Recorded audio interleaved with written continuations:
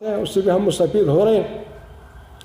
بہرحال اصل بات جو ہو رہی ہے آج بلوچستان کی، بلوچستان میں کلچر کے حوالے سے سب سے زرخیز علاقہ ہے، سب سے زرخیز صوبہ ہے پاکستان میں، اور یہاں کا جو تاریخی تسلسل ہے وہ 9000 BC تک چلا جاتا ہے، 9000 BC بلکہ 8000 BC تک، کنفرم 8000 BC ہے۔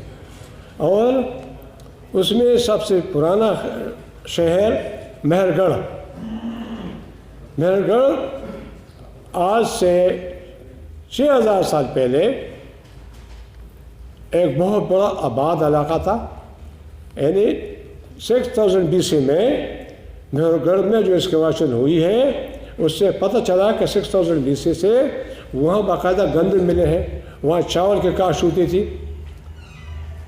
اندازہ کریں جہاں چاول کی کاشت ہو تو پانی کی پرواہ نہیں ہوگی، اس طرح گندم کے مسئلہ تھا۔ اس کا جنگلات کی بات، بہت بڑے پیمانے پہ جنگلات تھے۔ ہم نے وہاں سے ڈائناسورس کے اسکیلٹن ملے ہیں، بلوچستان سے ہمیں کئی جگہوں سے ڈائناسورس کے اسکیلٹن ملے ہیں، وہ تو لاکھوں سال کی بات ہوگی۔ تو وہ آج کل بھی وہاں کوئٹہ میں جو ایگریکلچر ڈپارٹمنٹ ہے، فارسٹ ڈپارٹمنٹ ہے، ان کے ساتھ وہ اسکیلٹن موجود ہیں، کوئی دیکھنا چاہیں وہ دیکھ سکتے ہیں۔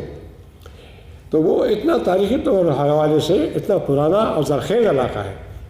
بہرحال مہر گڑھ کے بعد چل پڑی، مہر گڑھ سب سے قدیم علاقہ، عظیم سائٹ جو ہمارے تہذیب کو اجاگر کرتا ہے، اس علاقے کے تہذیب کو اجاگر کرتا ہے، وہ مہر گڑھ آج بھی لوگ ایکسکیویشن کر رہے ہیں۔ وہاں پہ پرنج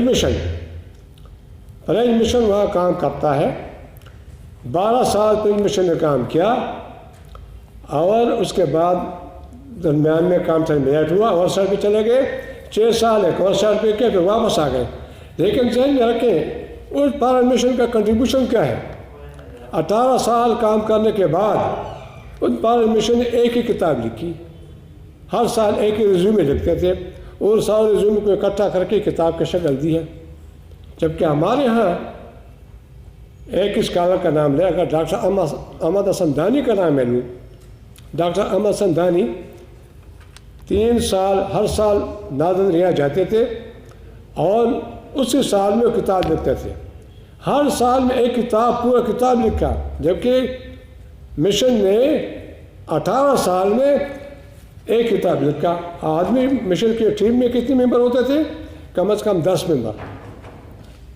ان کے مقاصد شاید کوئی اور ہو۔ ہمارے ہاں دانش علم موجود ہیں، دانشور موجود ہیں، کام جانتے بھی ہیں، لیکن مواقع نہیں ہے۔ ان کو مواقع ملنا چاہیے۔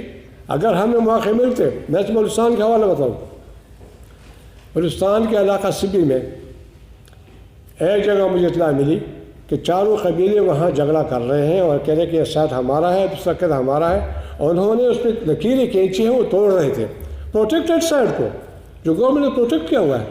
انہیں